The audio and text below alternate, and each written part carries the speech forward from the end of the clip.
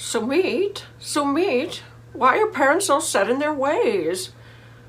I mean, all I'm asking them to do is just throw out thousands of years of Indian culture, and I'm asking you to overlook your entire belief in the afterlife. I don't understand. Why? Just because I chose to sneak up to your room and jump in your bed while pretending to be your mom's best friend? Sumit? Sumit, is that why? It's not fair. It's not fair. I don't get it. And you never will. You never will. Jesus. Just when you think she can't get any more frustrating, she does. Okay. Welcome to 90 Day Fiance the Other Way. This is a recap of season 2, episode 20. My God, it feels like this season has gone on for 5 years. The name of this episode is Not on My Watch. All right. Jenny and Sumit are going to see a family lawyer. Why? Oh, to get married. Okay. We're still pretending that's gonna happen. Okay, so Jenny and Sumit are wearing sanitizing cards around their neck. Now this is something that popped up around different countries in Asia back in the early days of Miss Rona. As if, you know, those bands you wear that keep away mosquitoes because they have citronella in them. Well, it doesn't exactly work that way with a virus. So basically what these cards are is they're kind of like saturated with basically chlorine, which is then inside plastic. The problem is the cards not only do absolutely nothing to prevent you from getting Miss Rona, even though it says, oh yeah, these are good for 3 meters. These keep you safe for 9 feet. That's like 9 to 10 feet. No. And in fact, what they can do is they can cause burns on your skin if the bleach leaks out. So any kind of harm these cards might do far outweighs the potential benefit. There is no potential benefit. Finally, the government of Japan and the government of India said, don't buy these. This is garbage. But of course, you know, Sumit jumps on the bandwagon and he's like, oh, this will be fine. And the whole reason they're doing this is because they're going from their kind of outer neighborhood in the northeast into the center of Delhi to where the courts are. And attorneys, lawyers in India usually have their offices gathered around, you know, where the main courts are. So they are going to see a family lawyer to ask him what their options are for marriage. All right, so Jenny says, well, while we're there, do you want to ask him about getting married? We should go ahead and declare our intention to get married and, you know, go ahead and register that. And look at Sumit's face. Yeah, that face says no. He's like, he's such a terrible con man. Only Jenny would be conned by Sumit because he's really terrible at lying. Yeah, he says, we'll see, which means a no. Okay. You know, I'm gonna call Sumit my favorite kind of time-honored English expression for a wimpy man. And that's, he's a big girl's blouse. Sumit is a big girl's blouse. He's a girl's blouse. Yeah, he's just not a strong person. Okay, Jenny smells a rat. Oh, wow, her antennae are really out, I guess. But Sumit is saying, oh, well, anyway, I would have to ask the lawyer if we want to do that anyway. Bullshit, you're not asking anybody about, you're not declaring any intention to get married. Okay, and Jenny's worried, well, you know, if I leave the country, they won't let me back in. Yeah, you're right. If you leave the country, they won't let you back in. India's closed. It's been closed since March. Don't I know it? All my friends are there. They're closed because they have raging case rates. And they're also closed to America. Even before they had raging case rates, they were closed to America. They basically shut down the country to foreign tourists, but there was a point where, remember, America was by far the worst. It's still among the worst, if not the worst, but there was a time when it was way worse than anyone else. Remember back when Europe was doing great? And, you know, back in the middle of the summer or early summer when people decided, let's all go to the beach. And suddenly our second wave came in. So yeah, no country wants us, and it's simply not a question of, yeah, if you leave India, you will not get back in. This has been filmed months ago. You know, God willing, I hope we have the vaccine in a few months so we can all travel again and enjoy life. But anyway, so yeah, she's in a whole world of trouble if they don't hurry up and figure something out. She is gonna have to leave again, and then she won't be able to come back in. All right, back to Ethiopia and Ariela and Binyam. They are still staying in the room next to their Ari's parents at the nice hotel in Addis. They're still kind of in a fight, but they agree to a truce for her parents. Ari says all they do is fight, but she does love him. Okay, they decide to take mom and dad and Avi and the baby and go for a walk through the neighborhood. Dad is shocked. He has not done a lot of traveling. He's the first to admit, I'm not a world traveler, and I don't think he's done any real developing world travel. What looks like a pretty normal developing world city is to him filthy and shocking. You know, with the unpaved streets and the dirt and the dust and the, you know, the rocks and the uneven, the non-existent pavement, and where there is any kind of pavement, it's uneven. You have to watch every step. And, you know, just the general level of hygiene and order, which is low. But of course, like any big city, there are nice neighborhoods too. They're not necessarily in the worst neighborhood, but they're not in I don't think they're in what you would call a nice neighborhood either. They're not living in like the ambassadorial neighborhood or anything like that. Okay, baby wants to buy a chicken as a gift and have it killed, and they can prepare it for dinner. And of course, Ariela and mom Janice are horrified. They do not want the poulterer to kill the chicken in front of them. And this is one of those snowflake things that really bothers me, because you eat chicken. It doesn't come on styrofoam trays. This is where it comes from. The chickens are killed and cut up, and you eat them. But I know a lot of people, especially Americans, like to pretend that all meat comes from styrofoam trays from the supermarket. I know. But either be a vegetarian or shut up. Okay. All right. I mean, I can understand why people don't want to see their food being killed, but I mean, in this case, you're in Africa. This is the culture. I mean, just, you know, get over it. Go walk over there and look at some bracelets while they kill the chicken, and then before you know it, it'll be in a bag, and you won't have to think about it again. I don't like it. I mean, I only eat fish. I don't eat meat because I don't want to think about cows and goats and chickens being killed, because I think they're all kind of cute and intelligent, and sheep and things like that. So, so yeah, I don't eat them. All right. Okay. Now,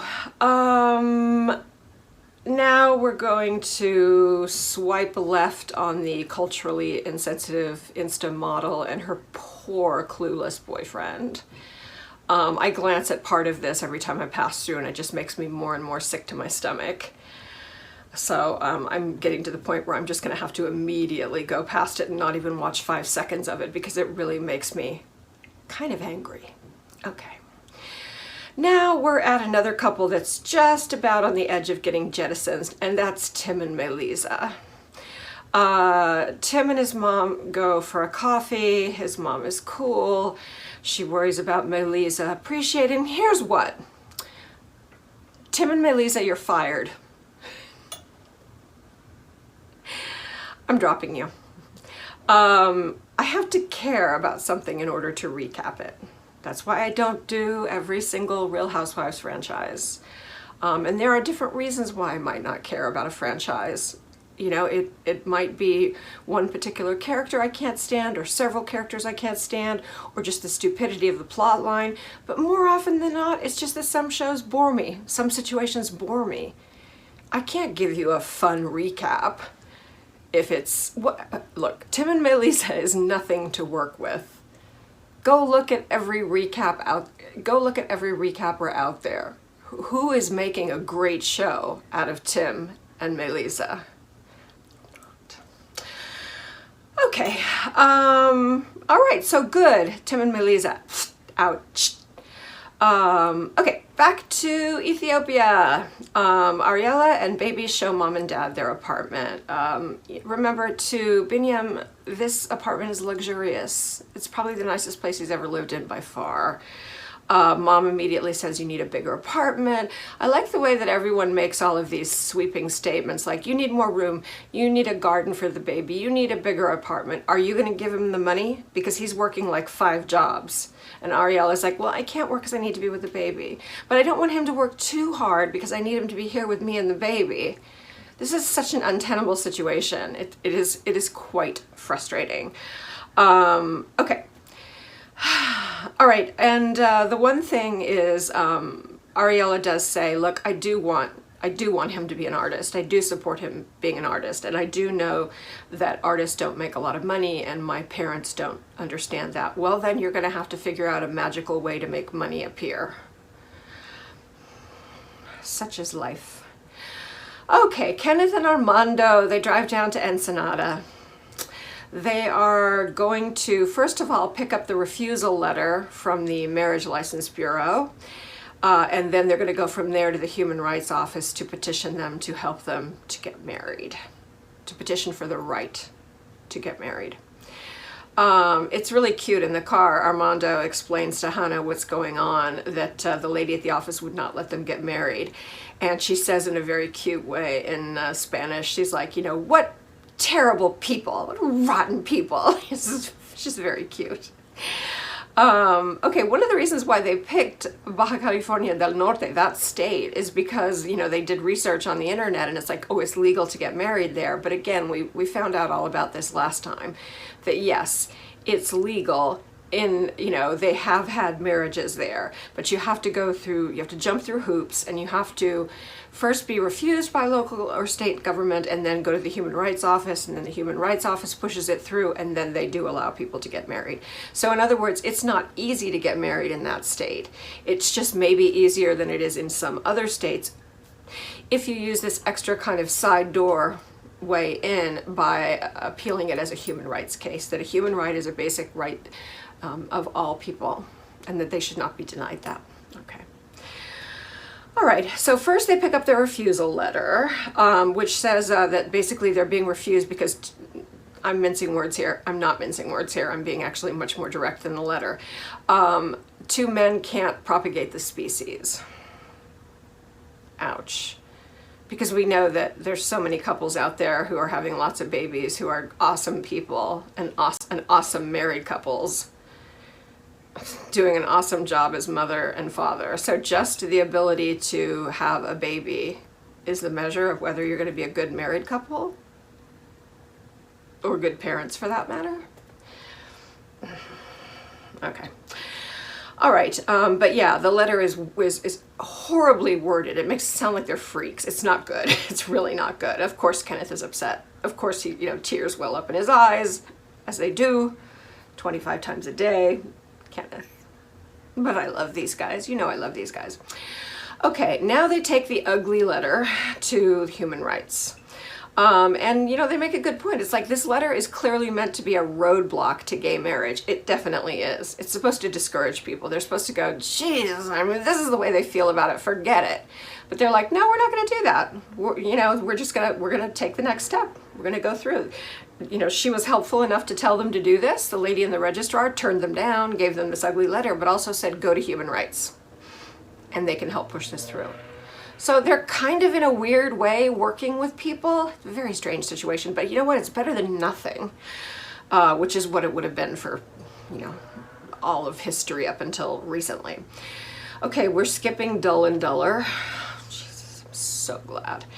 We're back to Jenny and Sumit, and for some reason now we're looking at the streets of Delhi and we're hearing gypsy music. They're playing like Gypsy King's instrumental music, and I don't understand why. What the hell? But I guess they think that maybe some people think gypsy guitar sounds like Indian music. I don't know. Okay, they do go to the courthouse in central Delhi to see a family lawyer. Okay, because Jenny is foreign, they have to marry under the Special Marriage Act. During the time that the Special Marriage Act is registered before the wedding can actually take place, people have a period of time where they can object and cause problems and slow down or stop the marriage. Okay, or they can go to what is being translated with the unfortunate name of a People's Temple. Those of you who are as old as me know what the connotation of the People's Temple is. Jim Jones, Guyana. But anyway, that is the translation. An Arya Samaj Mandir. And this is for people who basically don't need us. There is some religion involved. There are blessings invoked, but it's not a super religious traditional Hindu wedding by any means. It's not entirely secular, but it is, you know, by Indian standards, it's more like a civil marriage. Okay. And in this case, you just say you want to get married and you show your documents and you go and you get married. This is the most common way of getting married in India among love marriages. Love marriages are all people who are not married according to arranged marriages. They're called love marriages. What we call regular marriage, there is called love marriage.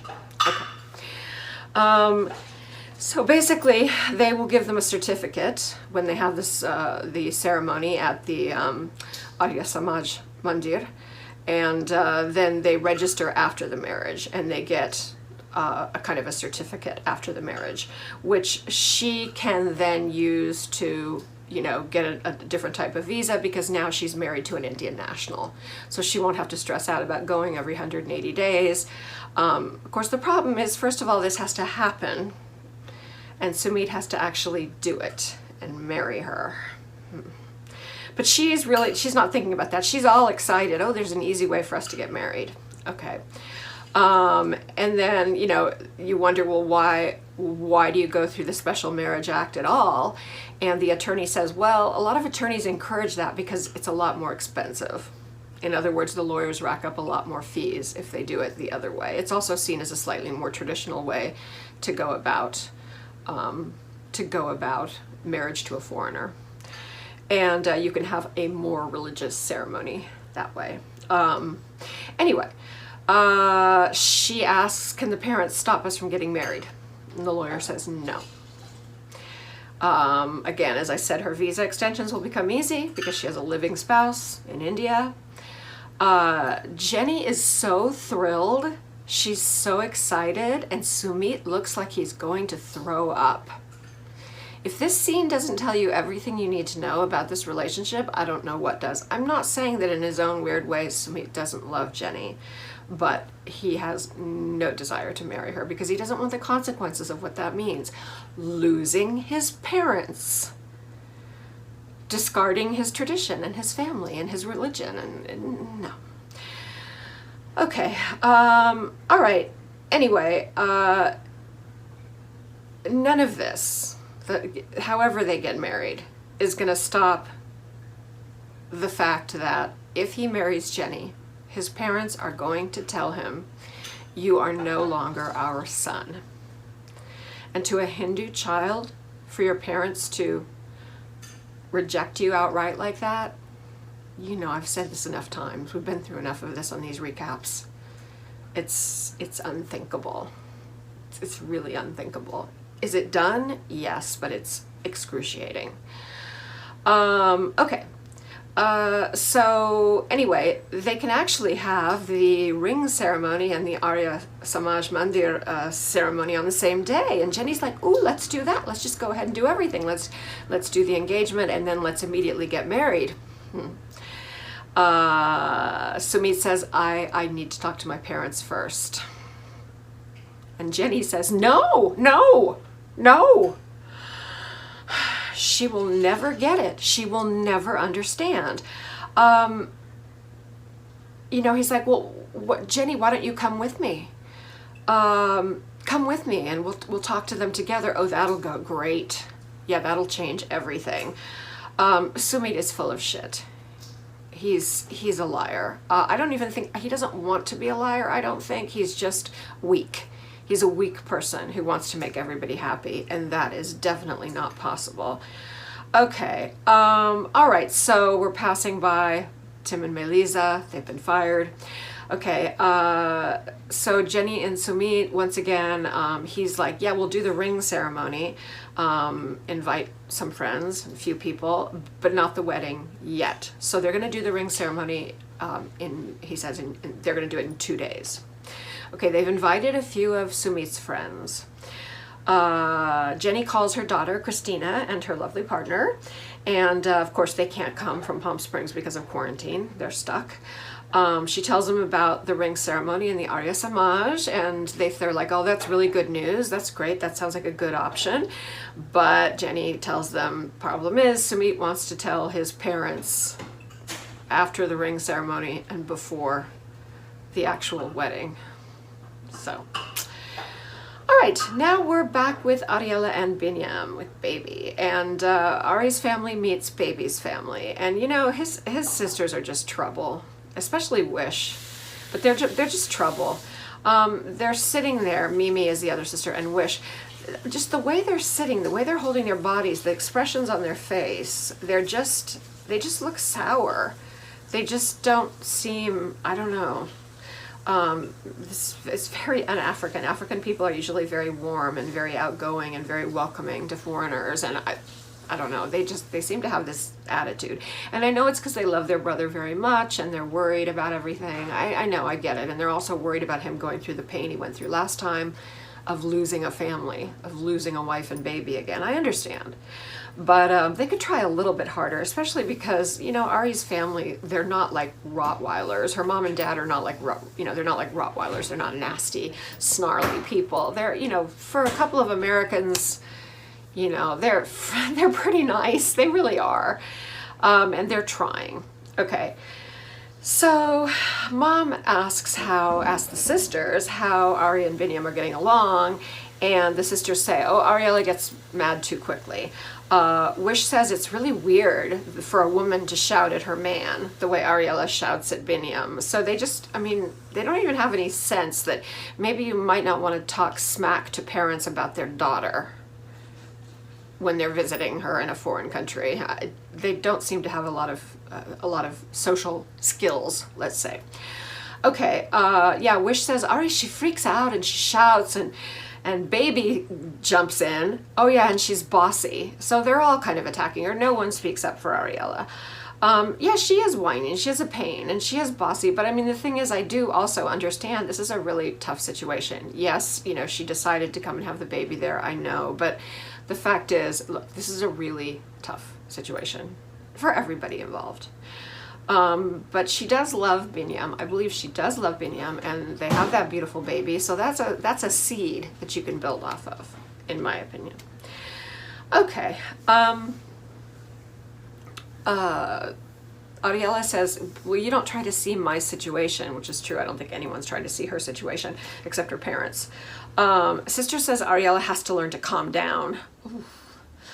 And then Wish blurts out that the baby's going to be baptized. Well, they hadn't told mom and dad that yet. They were kind of waiting for that one, because that's kind of big news to Jewish parents, that you're going to give your baby a Christian baptism. Ariela says, well, it's just water. And mom says, but then you're just totally going to ignore what it means.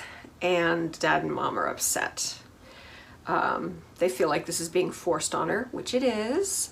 Wow, you know, the sisters are just really, again, socially clueless. They live in a big city. They don't live in a village. If they were like village girls, it'd be totally different, but they should have a little bit more sense, more social skills, and even more experience dealing with, occasionally with foreigners. They live in the capital.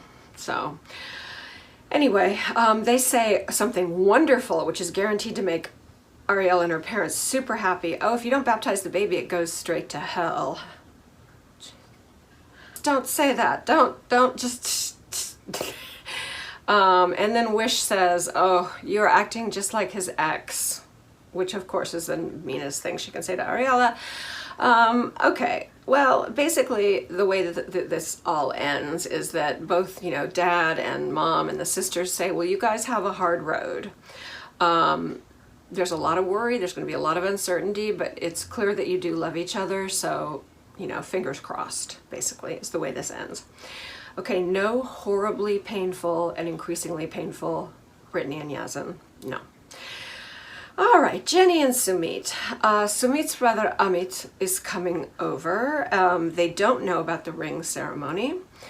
Sumit says if the brother seems even 50% open to the idea, he will tell him and his parents about the engagement. So Amit and his wife Shri come over. They're newlyweds. She's still wearing her wedding bangles. She still has all of her her red glass wedding bangles on both arms, which is a sign of a recent bride. They had a Miss Rona wedding with only 50 guests, so only immediate family, which must have saved them a fortune because, I mean, a normal Indian wedding is hundreds of people. It's like 400 to 1,000 and up. And it's the biggest weddings I've ever seen. Biggest weddings I've ever been to in my life. The wife, oh, Shri, she seems really sweet. She's got a really sweet smile. She seems compassionate toward Jenny. Amit is not so happy. He's not being nasty, but he's not happy. He knows the trouble is coming. Okay, so they kind of blurt out that they are in fact getting engaged tomorrow. They're having the ring ceremony the next day. Mom and Dad don't know.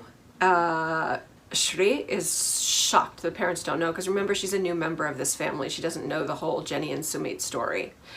So she's just, I mean, this is inconceivable to her. She's completely, wow, really.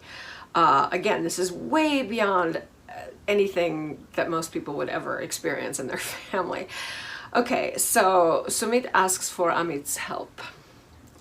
Amit says, look, I accept the relationship, but if you marry her, there will be no more relationship between you and Mom and Dad. Nothing will convince them. And I wish Jenny would hear that. He's saying this to Sumit, but I wish Jenny's brain would open up and absorb this, but she just can't seem to do it. Okay, now go ahead, Jenny. Take center stage, whine and wail and complain and pound your head against the wall about how you can't change thousands of years of Indian culture and religious beliefs. And Shri looks really, really sad. She's like really uncomfortable. You can tell she's a good girl, but there's nothing she can do. She can't come in here and help the situation. And then Jenny says, I wish your parents could stop being so set in their ways, which I think is the Jenny phrase of all time. That's just Jenny in a nutshell. Yeah, that's it, yeah.